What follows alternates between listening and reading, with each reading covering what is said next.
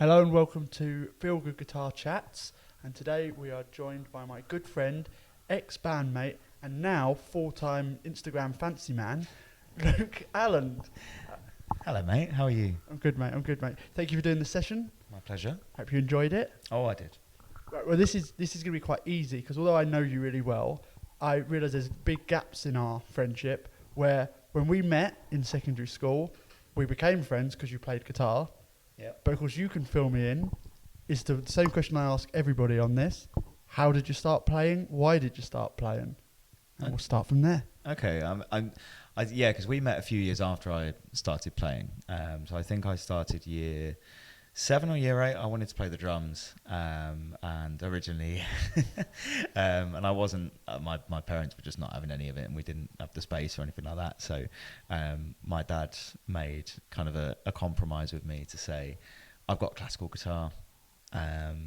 It's bog standard. Just keep using that exactly, and just keep using that. If you go to like lessons and stuff at school for 3 months, then like we can start looking into electrics and things like that. So started playing, I think, with lessons. I think the first song I learnt was probably Unintended by Muse, which is an old classic. And then, yeah, it just kind of spiraled from there. I went and got my first electric, which I think was a Cort Les Paul thing. Oh, okay. Okay, yeah, like a Les Paul copy kind of thing. Yeah, Les Paul copy, which was fine, like for what I needed. It was great. Then just played kind of endlessly at school. Ironic that I used that word. And then yeah, just kind of spiraled from there. Cool. And then we met. So were your first lessons at our school? Yes, yeah. In the little music cupboard thing. Yeah, in the cupboard under the stairs. Yeah. Now, what I'm going to do is I'm going to attach. I'm going to get Sophie. I'll send you the picture. The first guitar I saw Luke playing is something that you will only find cool when you're 15. And that one. Yeah. And I'll get a picture because you have to see this thing. But that takes you to the next bit because I would say, what was your first proper guitar? And obviously, when I met you, you had that guitar, not a gold Les Paul thing. So I guess, I know you then quickly updated that with pickups. So was that your first kind of proper guitar into like you learning about, I guess, quality guitars? Yeah, I think there's like a funny thing when you're first starting out and you're in your teenage years, like especially when 14, 15, and in my case I was idolizing Matt Bellamy, and he always had these just mad selection of guitars, which you can't go down to Mason Guitars and get like a £8,000 custom thing with the pickup thing that he's got. I can't remember the XY pad. You can't go and do that, right? So the guitar you're talking about, and I had another one, a white and black one as well, with the tremolo, with the locked. Okay, yeah. Yeah. Oh, with the locking trem. Yeah, with the locking trem, and it was like I was kind of like always kind of inching towards these things that I'd seen him use, and you can't get a guitar with all of them, so I started kind of expanding the ones that I had to have those little aspects. And yeah, with that guitar, I think it was also a Cort. I had a little bit of a thing for them. I think Twangs, shout out to Twangs. Yeah, I think Twangs were like, at that time when I was working at, I hadn't started at work at Music Land, but I think Cort were quite big at that time as I guess a intermediate to entry level guitar. Yeah. They were like the thing to get, and like the price point was probably about $250 around that kind of number. So with that guitar, it came with like the box standard, just like humbucker pickups, and I, pretending that I was Matt Bellamy, went and bought a set of Mason's pickups, like custom ones, which were great, and I loved them, and I wanted to get the Big Muff put into it and have that. So so I could play with that as well. That was kind of on the radar. early on he had like a Les Paul thing, didn't he? Actually had the fuzz. Yeah, like built into it. Yeah, I remember. Yeah. So I went down that whole route of being like, I need to customize everything. It needs to be for me. And then quickly realised that actually, like, no, I don't need to do that. Yeah, it doesn't make any difference. So from there, your first proper guitar was with us. We were in a band together called Endless. And I guess so your first guitar was the Fender? Yeah, the Fender Strat Sunburst. But even then, I kind of customized it in a way, because at that point I got really into John Mayer, and I loved his live album, Where the Light Is. And in that, and in I think a couple of his other shows, he has a Sunburst Fender Strat with a tortoiseshell guard, and I wanted that rather than the plain white guard, which I had for a little while, and then I kind of changed. I actually forgotten about that. Yeah, I changed over the pick guard for that. So it was like I was still like copying, but pretending that I was. People need to understand how much your obsession with Muse was. Yeah. Like, I remember sitting around with you, and you could play a 2-second beginning of a song, and it could just be like the noise at the beginning of a Muse track, and Luke would be able to tell you immediately. Yeah, from what the song Harp album. Yeah, from their live albums. My obsession with those three was unbelievable. And it carries on today. I have my moments, but it's not. I'm not as addicted as I was. I mean, I owe a lot to you in terms of like guitar, now having this business and everything is that you introduced me to things like the ME50. I think it's one of the best. Funny enough, when we were younger and it was out, I think a lot of people kind of shout on it because they wanted to have like a pedal board. Yeah. But now, if you've got one, people are obsessed with them. People are like searching for them. Yeah. And I think like pedal boards and like again, I've really got into pedals and Line 6 stuff. I really wanted a line. I can't remember the exact name of the pedal board they had. It was a Line 6. It wasn't. It was the black one with orange dials.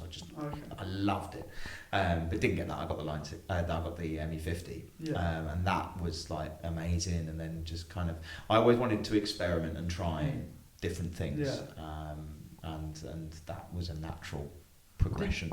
I can't remember. Did you have a switcher when we were like properly at towards the end of Endless? Did you have you had your little pedal board? Did you have a switcher? Was it in sequence? I can't remember that. I think I did, yeah, because I had standalone pedals and the ME50 for different songs. Again, complicating things for absolutely no reason.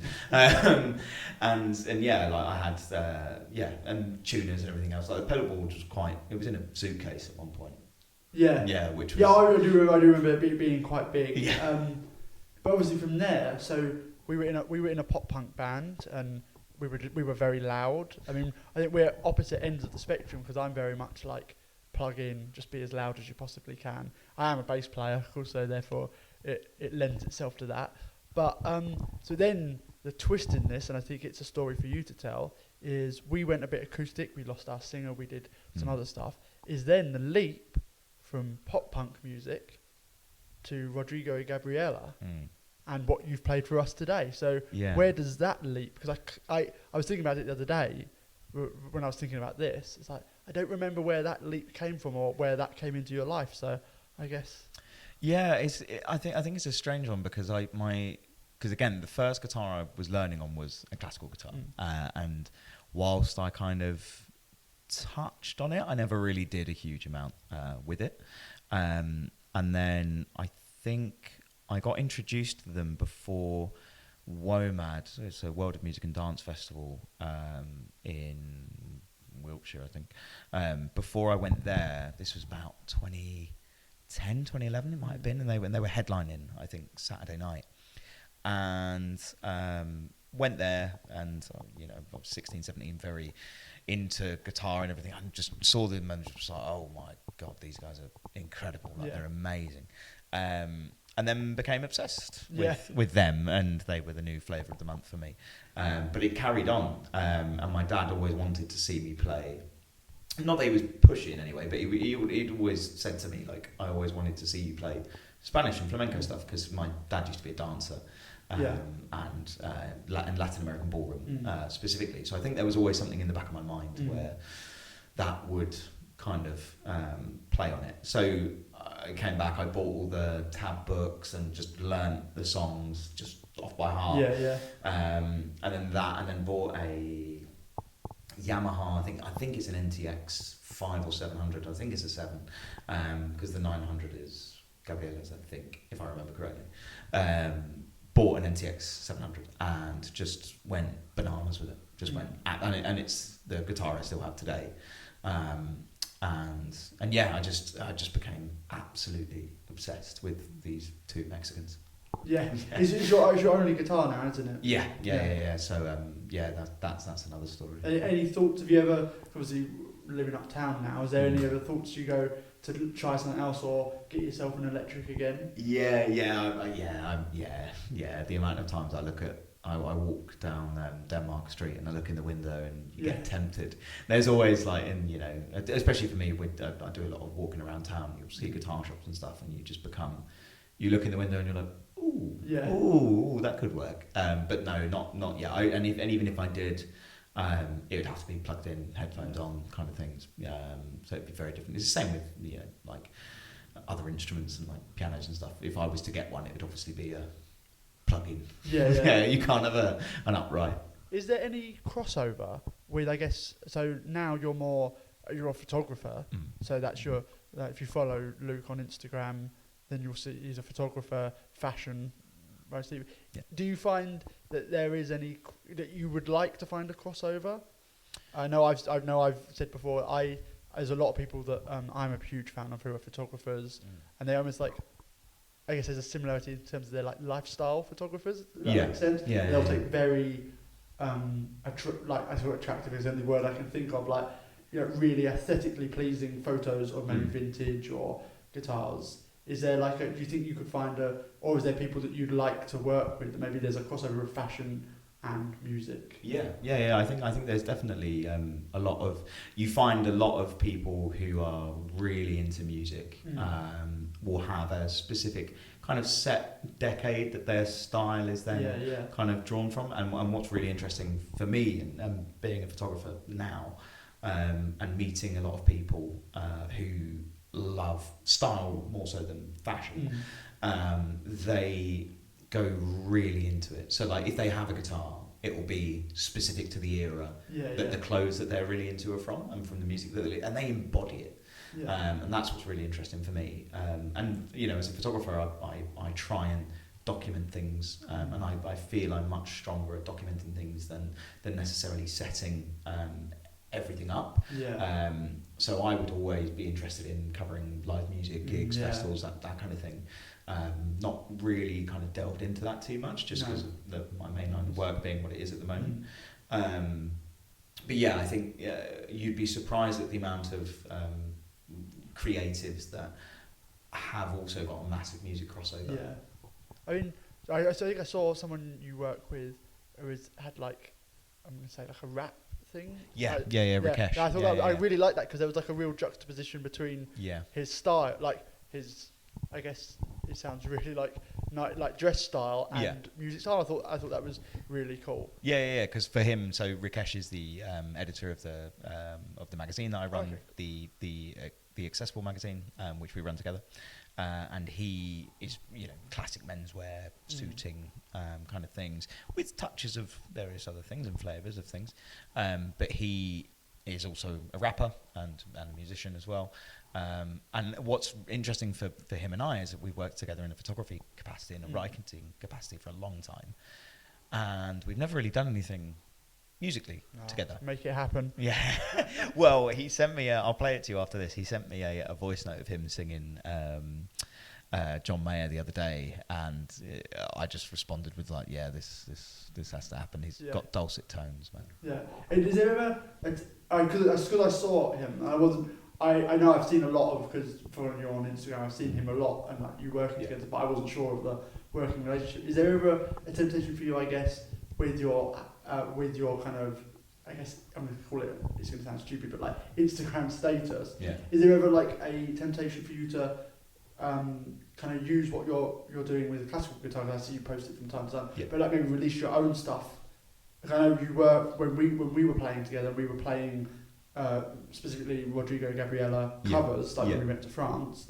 I know you were beginning to write your own stuff. Is there ever that itch to be like, oh, I might, as the exile Brit, I'll put out some music? Yeah. Although it'd be completely off the photography, is there ever that kind of... Yes. I'd lie if I said no. But I'm not sure that I would do it from a classical point of view. Okay, yeah. I would be really, really interested to go back and do more electric guitar stuff, because I haven't played really. I haven't played an electric for a long time, and I feel like my taste has changed, and how I would craft things would be slightly different. And I suppose still in the back of my head, I'm like, I want to experiment, and I can't experiment too much. So no 4 chord pop punk songs. Well, maybe, but I don't know. Just I think my music taste has changed slightly, and developed a bit more towards certain aspects. So I'm really into like disco and 70s music as well at the moment, and that kind of blends into other things I'd want to do. So like Parcels, I'm a massive fan of Parcels, so it might kind of lean more into that, but. Yeah, I think the temptation is there. I just would need a bit more headspace. And I feel like when you've got an artistic outlet in photography, that takes up quite a lot of like physical time. I'm getting used to going back and playing guitar as a form of like relaxing. Well, because like as we said earlier, I think it has a lot of crossover with what you're doing already, and aesthetically, I think it matches a lot. I guess moving on from there, I would say like. Obviously, you've got the Accessible magazine, and that's coming out in. So that's released in June. So the print version will be out in June. Can we expect any guitar related? Not in this issue. However, on the online magazine, there might be something coming later in the year, potentially. Cool. Well, thank you for that. I think we'll leave it there. I think we've got enough. Fuck off now. It's always hard when you get to this stage. You're like, all right, we're done. But thank you so much for coming. My pleasure. Thank you for everybody who's watched. And you can see Luke's session below. And you can find the link to this beautiful Admira Solista, which you can have yourself, linked below. Thank you for watching. Like and subscribe. I hate saying that, but do those things because you have to say it. Thank you for watching. Cheers. Thank you. Cheers. Like, I have to have the last word. It's my fucking thing. Oh, we didn't do a photo.